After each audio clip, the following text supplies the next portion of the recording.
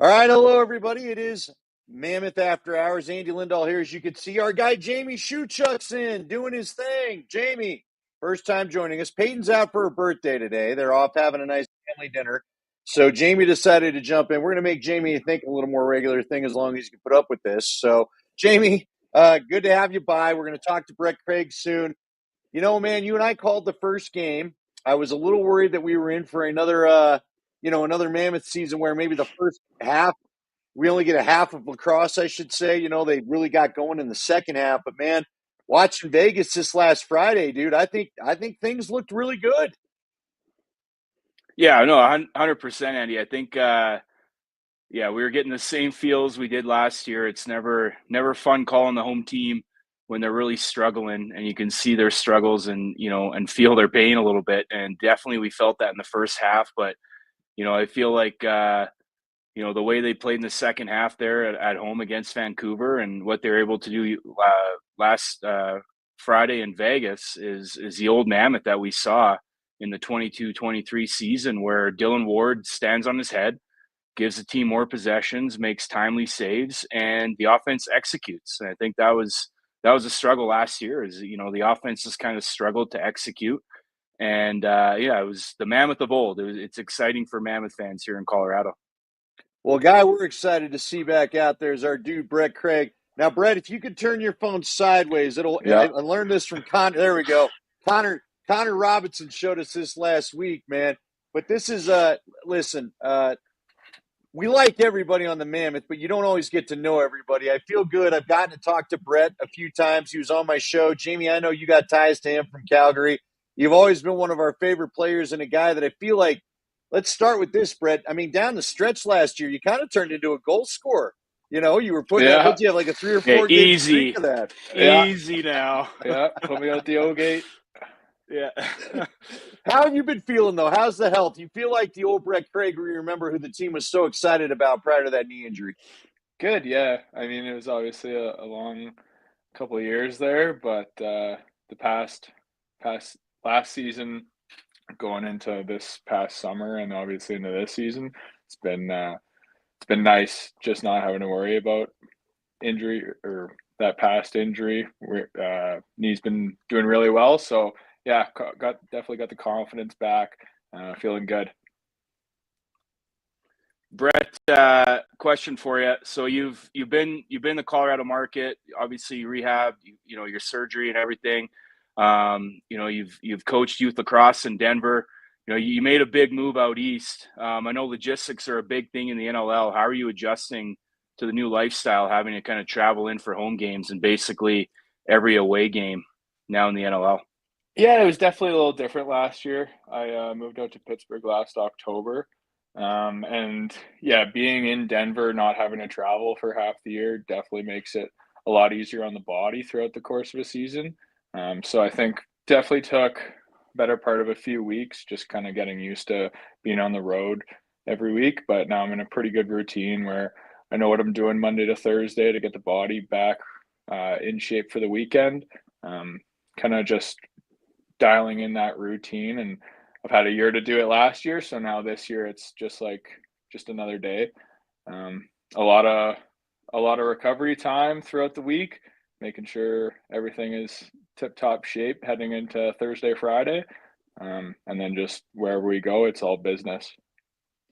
I am curious. So Jamie's explained it on the broadcast a number of times. I know Johnny's talked about it, John Gallant as well, talking about building the wall or building the fence and keeping the shots outside. It looked to me like against Vegas, you guys were doing that real well. Didn't look like they were getting guys inside on top of Dylan much at all. How do you feel like the defense is coming together?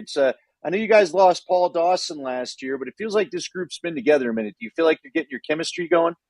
Yeah, yeah. I mean, we always have a few new pieces in and out every year, but the core has been there pretty much my entire time with the Mammoth.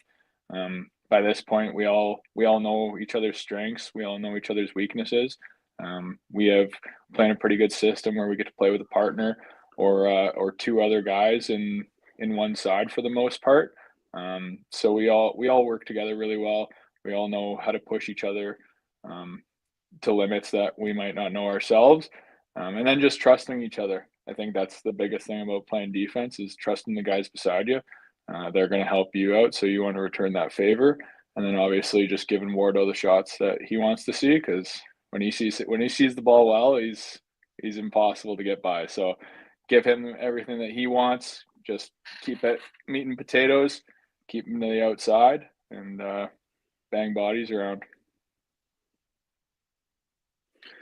Brett, how was I watched it was late game on Friday, a little past my bedtime these days, but I ended up finishing watching the second half Sunday while I was watching a little bit of football, but looked like the crowd was awesome in Vegas. Like, how was that experience there? I know it's off the strip now, and obviously Vegas being an expansion team, but again, just Andy and I were talking about at the beginning of the show. You guys just played a complete game, it looked like, and your offense executed, and Dylan and the defense, like you just said, kept everything on the outside. I mean, Jack Hanna had two ridiculous goals there late in the fourth. But how is the crowd there, and like how important is it that you're seeing expansion teams like Vegas draw crowds like that and be successful? Yeah, it's awesome. I mean, it's always interesting to see when a team moves to a new location or is in a new arena. And I mean, considering all that was going on in Vegas last weekend between the rodeo, the fights, concerts, hockey games, I think UNLV had a football game as well. I thought it was a really good crowd. It's a little bit of a smaller barn than Ball for sure, but it kind of had that junior feel to it. So when we got there for practice Thursday night, we got to see everything, see how the layout looked, and then heading into first, second warm up, it kind of had junior game kind of vibe to it, which like I love that. It just kind of brings you back to the roots. And yeah, it's a loud barn. It's fun to play there. It's definitely nice for us that we're not staying down on the strip. It's a little bit easier to get your pregame lunch in. But yeah, it was fun. Yeah, Henderson's going to be a real good spot for them.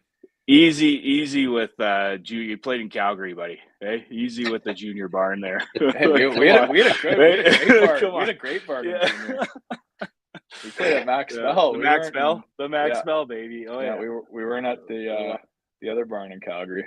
Yeah. Now, we asked Connor Robinson this last week. Do you have any Vegas games you like to play when the business is done and everything's over? I think Connor said like craps or something. Like, are you good at anything if the boys decide to go out? I stay away. I like to keep my money in my pocket. I'll go. Smart man. I'll go throw a hand down, and if I win, I take it, and if I lose, I also take it. So yeah, I'm good for one hand and watch the rest of the turmoil. Jamie, what would you do? I mean, you guys didn't have Vegas when you were playing, right? Hey, we go. Growing up where, Krager and I did, there's casinos everywhere in our city. And it's funny, we go to the Canada Day tournament every year. Krager and I have been there before coaching Denver Elite. And, we stay at a casino. I only go to the ATM once, and that's it. Yeah. That's my rule. Like Krager said, I'll, ride the highs, ride the lows, right? You soak your losses and move on. Other guys that go, maybe not so much, multiple trips to the ATM, but, to each of their own, I guess. Yeah, you can't be a chaser. Yeah. Do you guys stay in town? You played, was it Friday night last week? I think it was, right? Then you got Friday against San Diego this week. Anybody decide to stay over, or you just try to keep it business out there? No, we got a bunch of smart guys on the team. Everybody was out of there as soon as possible. We had a few guys on red eyes. Everybody else was at like 5 a.m. It's we've been there a few times now where it's like, all right, like fly in, be there for like 26 hours and get out of there. What's your favorite road trip then in the NLL? I mean, the city's kind of changed a little bit. Like Ottawa, I hope Ottawa. I don't know if we go to Ottawa yet or not. I haven't looked that far ahead, but man, you don't want to deal with the cold there, from what I understand. What's your favorite road trip to hit? It's got to be Calgary. It's so nice going back and playing in Calgary. I grew up going to the Saddle Dome my whole life, so being able to play there, being able to play in front of friends and family, it was a little sad last year not being able to go to Calgary, but definitely got that date marked on the calendar this year. Yeah, I can totally agree with that. Going to Edmonton when I was playing, when the Rush were there, yeah, walking in that building was just phenomenal. And like I'd have Yeah, whole sections of my family and friends. I'm sure you have the same. yeah, There's nothing better. I got a tough question for you. Let's get serious here. I'm looking at your guys' schedule. 2-0, obviously couldn't ask for a better start. Better than being 0-2, 1-1. You know, but your schedule doesn't get any easier, right? yep, And I think that's safe to say. And I'm sure I know Pat Coyle is as real as it gets. Things like that. So, you got San Diego coming off a tough overtime loss against Georgia on the road. And, then you have Halifax, Georgia, and then Albany twice. How do you guys kind of look at, like, I look at your season, if I'm putting my coach's hat on, it's like these next 5 games are the most important stretch of the year. What are your thoughts on that? yeah. I mean, this league's so good now, especially losing one more team. It's so competitive that it's easy to look ahead to the rest of the schedule, but I think just looking at it a week at a time, right? If we can start 1-0 and then build that to 2-0, 3-0, however long that may last, I think it's just week at a time, prepare for what's in front of us. It's kind of weird this year we don't have a double header, so that plays in our favor a little bit more, I think, as well, where we do have a full week at a time to learn from our mistakes the prior week, and then move into the following completely focused on what's at hand. So again, there's no easy games. Any team can beat any night, or anybody can beat any team on any night. So yeah, it's just making sure that preparation's dialed in, not looking too far ahead, just what's next in front of us.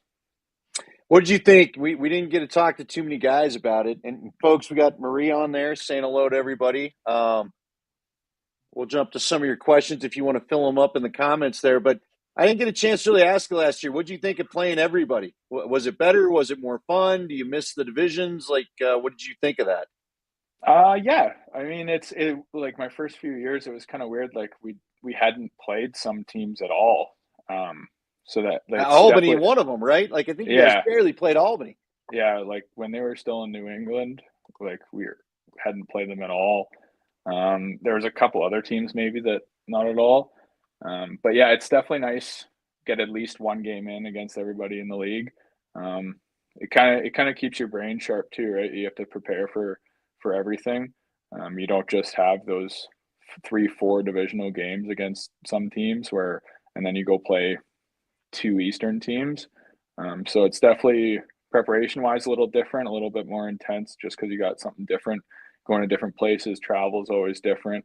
Um, Obviously, how the playoffs work is different as well. I like it. I think it's good that we get to play everywhere. We get to go everywhere every 2 years at least. So I'm a fan of it. We just gotta keep beating everybody. How you? Gregor, sorry, Andy. So Oh, I go was ahead. going to say, you know, a lot of people, obviously, fans don't see what goes on in the locker room, and I know you guys are a very close knit group. Joey Capito was definitely a big voice in your locker room, from what I hear. He's obviously moved on, but like, talk about Ryan Lee and his influence. Like, I don't know. I was arguing with some people after game one. I know he didn't. He scored a penalty shot goal at the end of the game, and that was his only goal of the game. But he did all the little things. Like, I actually loved his game. He was kind of an unsung hero, I think, against Vancouver there. He's cutting the middle, setting picks, just back to playing lacrosse the right way. And then Yeah. obviously he went off in Vegas. But, besides him putting up points, like, what's the presence like getting a guy like that back in the locker room?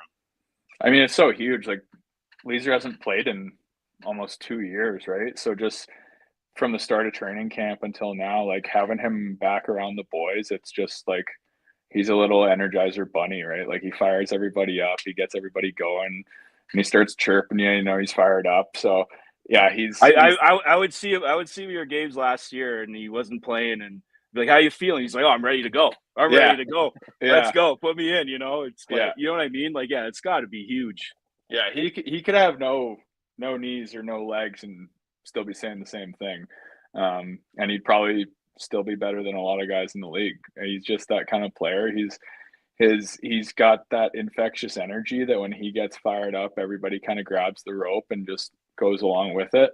Um, yeah, so he's huge to have back this year, from everything in the locker room, to outside of the rink during the weeks. Like he's very vocal. He's a great leader. So yeah, I mean, it's hard to put into words what he brings to this team, but it's massive. All right, we got San Diego coming up this week. You know what's funny? I feel like we're seeing fights all over the league. You guys had a good one, the first, that Black Friday game, and then who was it? Albany and or Toronto, and someone got into it over the weekend. And I mean, like the refs. Do you see where the refs were trying to wrestle them off? Yeah, And they just got to the point where, like, man, just let them fight. The refs are going to get their butts kicked just trying to break this thing up. They clearly wanted to go. Is the San Diego rivalry still the same to you? Will that always be the same? You yeah, aren't going to see them as much, but yeah. I mean, past few years we've always had a run in with them in the playoffs. We always play them late in the season, so tempers always tend to flare. Even preseason, right? Like we, it's hard to let things go in this league because it is such a short season, and you do really know everybody pretty well. So it's hard to forget things that do happen, and it feels like San Diego is definitely one of those teams that we do owe every single time that we play them. So yeah, it's gonna be nothing short of a playoff game this weekend. Jamie, what do you make of their start? It's so funny. My son, it's awesome. You've met my son, Brett. He's like so into the league now. And we were driving home from something Saturday, and he's like checking Instagram. He's like, Dad, San Diego lost. They lost in overtime. I can't believe that. So I think it surprised a few people. Like, what's different about San Diego that you guys have noticed? Yeah, I mean they like every team, right? They went through a bit of an overhaul this past off season, so they got some new weapons in there. Um, Definitely a different team than we've been used to the past couple of years. But yeah, they're good. They work hard. They have a good goalie. They have a very talented O. So again, it's just going to come down to that preparation during this week, heading into the weekend, so that we know our game plan, we stick to it, and don't steer too far off it. Yeah, and I'm all on board with the recipe of let Dylan Ward see the shots. I mean, Yeah, you guys lead. I mean, you have.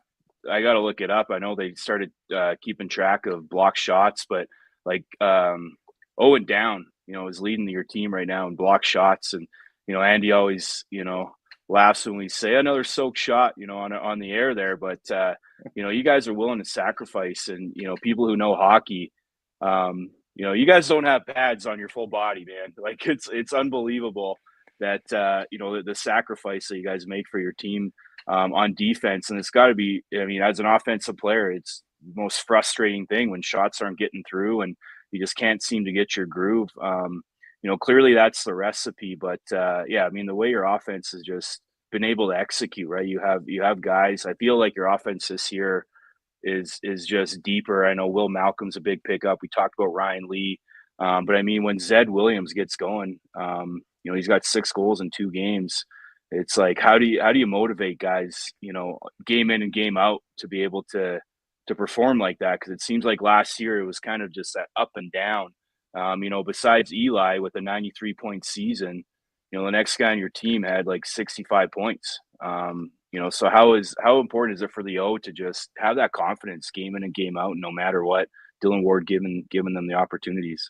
yeah. I mean, it's infectious, right? Like from a defensive standpoint, with Wardo making all these big saves, like it gets us fired up, like to block those shots, to maybe step in front. Step in front of one that's gonna hurt, and that's like scoring a goal for a D guy, right? So, and Yeah. then just having the opportunity to shut down some possessions, and then we just got to get the ball to our O. They're so good this year. We just got like such a dynamic offense, right? Like our left side and our right side are so strong. Put the ball on either side, and you just kind of watch the magic happen. It sucks to play against in practice, if I'm being honest, because you never really know who's going to be out there or what they're Yeah. doing. They got quite the scheme going on. So, yeah, I mean, we stop the ball on our end, we get it in their hands. They're going to score, and they're going to score a lot. Well, it All right, looked where like did too. Like I know I know Jason Bishop is he's an X's and O's guy. He likes to bring the clipboard out, but Like it looked like in Vegas, like the boys were just playing lacrosse, man. Like it was Yeah. just there was stuff going on the 3-man side. I know you guys went strong left in game 2 and you were strong right in game 1 there, but it would just like seem like free flowing offense. The boys having confidence and having fun. I mean, I don't care who you are in this league, you're going to have success doing that. But like you mentioned, the firepower, and it just looks like it's such an unselfish, fun offense to be a part of. Yeah. Yeah. Especially watching it back, it's almost like, who's got the hot stick? Who wants the ball? Like, oh, it's my turn. Yeah. And then somebody else takes it. It's like, Yeah, Will Malcolm just burning a guy, going shorthanded, 5-hole. And he Like, I was mean, that's quiet. massive. Like Will Malcolm didn't get Yeah. going till the last couple of minutes. He was just assisting everybody. yeah, it's fun to watch. It's a little dangerous for us, honestly, because we get to watch this magic show on the O end, and then we got to go out and be dialed in and play D. So it's a good problem to have. I'll say that. All right, where did soak come from? Because that's why I laugh. I'm not laughing because you guys are taking shots to the body, to be clear. Just we never, again, maybe, I don't know if it's American versus Canadian or the fact that I just am an old man compared to you guys, but I don't know where soak came from for blocking a shot. Where did this get started? That's what makes me laugh. You talk about soaking one to the dome. I mean, that just doesn't, first of all, it doesn't sound fun, but where did this soak thing get going? Help me out with the young vernacular there, Brett. Yeah, I don't know. I don't think I've ever said I got hit by a shot. I don't know if it was a hockey thing or a lacrosse thing. It says but bread. It says bread into us, Sandy. yeah, it's just Good. it rolls soak. off the tongue a little bit better. Oh, nice soak, yeah. What other little terms do you have that we haven't heard about yet? What else should I be ready for Jamie to roll out on the broadcast? Oh, you just gotta let it come. Just let it happen? Yeah. When you hear something, write it down, and if you don't get it, double back after and go from there. Red man, it's always fun to talk to you. How do you guys like my John Grant Jr. hat? Normally everybody hates this hat. Like I wear it because it triggers people.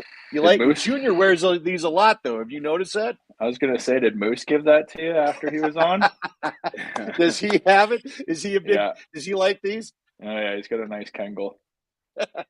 This is some Irish company. This is out of Boston there, which makes people hate it even more. All Peaky right. Blinders. By the way, Pete, yeah. Hey, I got a little darkness in my background. No, not that far. So Marie, real quick before we get out of here, she wants to know: you feeling this, Brett? Another championship year? You like that? Huh? Yep.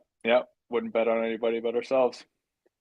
There it is. Hey, I'm glad you stayed 10 minutes past what we promised you, but we appreciate it, Brett. We'll probably have you on again before this is all said and done, man. Take care and good luck on Friday. Yeah, just let me know. Thanks for having me on. All right, See you, that's our guy. All right, Jamie, real quick. I told you we want to keep this to a certain time so everybody can digest it quickly on replay, but just your thoughts. San Diego, not quite the same team. Obviously, already have a loss, so they're probably going to be pretty angry. Is it that San Diego's finding its chemistry or that Georgia's maybe better than we thought in that overtime loss? What do you make of that? Well, yeah, I mean, Georgia's been a championship team. They're right there for the last, 5-6 years since they've won, and they're well coached. They've had the same coaching staff similar here in Colorado with Pat Coyle, at the helm. Has built this culture, and he's been successful. So I think that's what Georgia has going for them. San Diego, obviously, first year as an expansion team. Ever since then, they're in the playoffs. Colorado's had their number in the playoffs, but there's no slouch. They lost on offense Dane Dobie, Curtis Dixon, and Austin Stotts, which is obviously massive. But they added Ryan Benesh, who just doesn't seem to age, and the guy can score goals like anybody in this league. And Rob Hellier on the right side. So I think they lost some guys, but I mean they added a lot more firepower too. And young goaltender and Chris. I always struggle saying his name on cue. Irreguliari, yeah, Irreguliari, right? Yes. We got a how now brown cow, right? Before the broadcast here, but it's like oregano. I think, that's all I know. Yeah, and they're building, and they're lucky to have him. Mike Poulin is their backup veteran goaltender, so and also well coached team with Pat Merrill and his crew there. So it's always a battle between these two teams, no matter what building they're in, but. Tough test for the Mammoth. Like I mentioned, you play Vancouver and you play Vegas first two, you get the results you want. Great confidence booster, but it doesn't get any easier from here on in. I think these next 5 games this 5-game stretch of the season will put them almost halfway are absolutely massive. If they can go, even 3-2, I think that's impressive. Obviously they want to go 5-0, but they got some tough tests ahead of them. But like Krager said, take it week by week and study your opponent and plan accordingly and, execute. All right. Well, we want everybody to know. So the next home game's on the 21st. Okay. So that'll be a nighttime game. Then we've got on the 29th, it's a 2:00 Sunday afternoon game. That's the week after Christmas. Now we're hearing rumors in Bronco world because I was worried about that, Jamie. I told you. But it sounds like the Broncos will be playing Saturday the 28th. The Buffs bowl game is Saturday the 28th. I think the Rams may be playing the 28th from some I heard today. So get your football out of the way Saturday. Come join us at the Loud House December 29th. But again, the 21st is beach night. I'm sure you get hit up too. People love the beach shirt for the Mammoth. That's the next home game, but it's Saturday the 21st. So make your plans now. We're going to connect with Ryan Lee next week from tonight. We'll connect with Ryan Lee. I got to see how many guests I can have on here at once. We're going to have Jamie on a lot more. We'll have Peyton back. We'll talk to Brad Self next week as well. Got a lot going on. Jamie's going to try to host, or he'll at least be here a lot. He'll have a big presence one way or another. We got this StreamYard thing, man. I don't know how many friends I'm allowed to have in the house at one time.